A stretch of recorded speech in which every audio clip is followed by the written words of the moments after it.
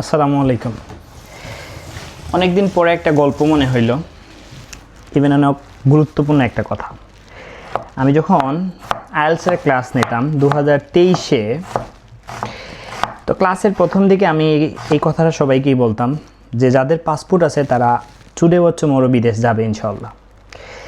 So যাদের passport নেই তারা তাড়াতাড়ি পাসপোর্ট বানাই ফেলবেন, এটা কিন্তু আপনার একটা মোটিভেশন হিসেবে কাজ করবে। এই কথা শুনে অনেকেই কিন্তু পাসপোর্ট বানাই ফেলে, কারণ আইএলটিএস দিতে পাসপোর্ট লাগে, এটা আমরা সবাই জানি।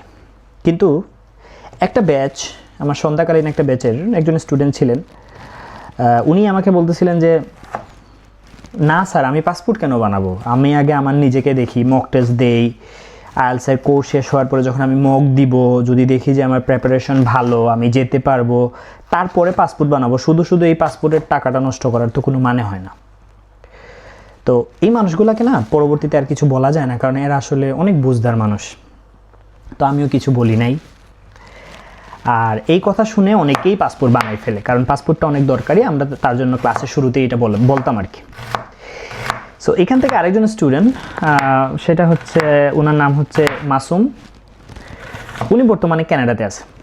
তো উনি কাকতালীয়ভাবে উনি আমাকে আজকে নক দিয়ে বলতেছে, স্যার দোয়া করবেন, অনেক ভালো আছি, আপনার কথাগুলো আমার এখনও কানে ভাসে, এই জন্য আজকে কানাডাতে আছি, সব মিলাইয়া ভালো আছি আলহামদুলিল্লাহ।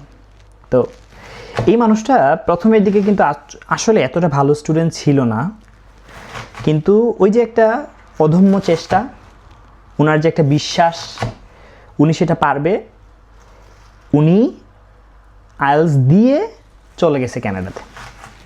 স্কোর ছিল 6, ব্যাচেলারের জন্য গেছে। কিন্তু ওই যেই মানুষটা বলছিল যে মক টেস্ট দেই, দেখি, প্রিপারেশন নেই, যদি সব কিছু ভালো হয় তখন আমি পাসপোর্ট বানাবো, এই মানুষটাও কাকতালীয়ভাবে গতকালকে আমাকে নক দিছে। উনি এখনও বাংলাদেশে আছে। উনি একটা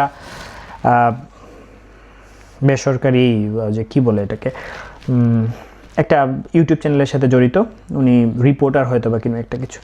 সো উনি বলতেছে যে এখনও বিদেশ আসতে পারি নাই স্যার, আসলে কপাল খারাপ। বাট আমি আসলে খারাপ লাগলো যে হয়তো বা আসলে আল্লাহ তাআলা চান নাই ওনাকে বিদেশের মাটিতে বা বিদেশে আসার।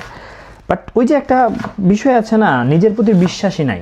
কেন বললাম, দেখেন আপনি নিজেই বলতেছেন যে আমি আগে নিজেকে দেখি আমি ভালো করি কি না, আমি আগে মক টেস্ট দেই, তারপরে বুঝি আমার সিচুয়েশনটা, তারপরে আমি বানাবো। তার মানে হচ্ছে আপনি আপনাকেই বিশ্বাস করতেছেন না, আপনি আপনার প্রতি ভরসা রাখতে পারতেছেন না।